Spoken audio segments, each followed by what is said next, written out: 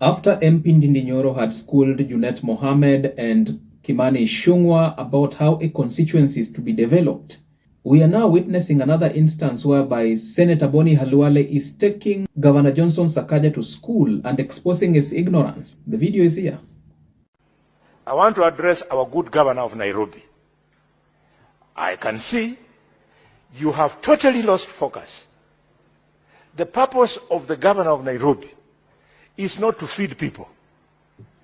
The purpose of the county government of Nairobi is to open up the economy of Nairobi. Mr. Speaker, the governor of Nairobi should not be talking about chapatis. He should be talking about underpasses, overpasses, metros. That is the future.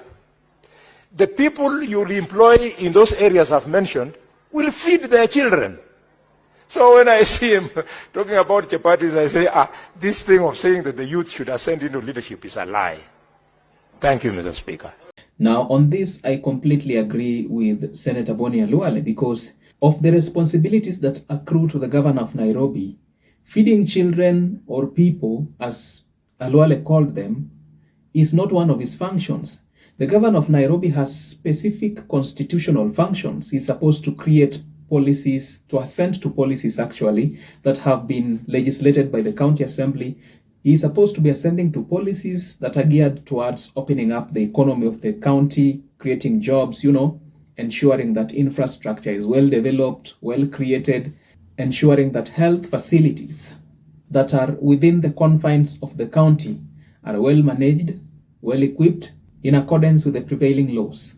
Now, contrary to what is expected of him, we've seen Sakaja meandering around, walking around, hovering around Nairobi in the company of President William Ruto, moving from street to street, from Isili to Mathare to, every other street, and delivering all manner of political speeches on top of vehicles. And instead of talking about issues that resonate so well with job creation, issues that resonate so well with the people such as healthcare, instead of talking about real issues on the ground, Governor Sakaja instead talks about coming up with another machine that can make 1 million chapati.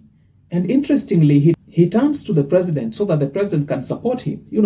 This made me a little bit curious. And it is true when Senator Khalwale says that Governor Sakaja has lost focus, because if you look at the functions of the governor, I did my due diligence and I looked at the functions of the governor from the County Government Act of 2012.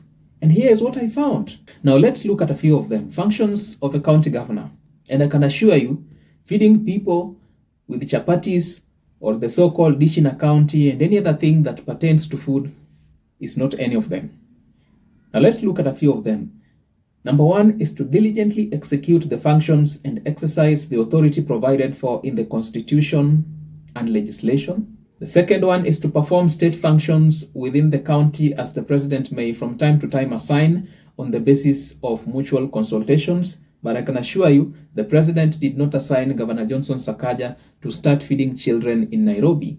He should open up the economy. He should come up with policies that create jobs for the parents of these children who are benefiting from the so-called Dishina County, which I think, in my opinion, is a scam. Now, the third is to represent the county in national and international fora and events. Now, we don't have to go through all these functions. No, much as feeding children is a good idea, it is not the responsibility of the county government. And I know that Sakaja does it for optics. He does it so that he can seek sympathy from the people of Nairobi, so that come 2027, he will have a shaky ground, at least a shaky ground, whereby he can negotiate his re-election.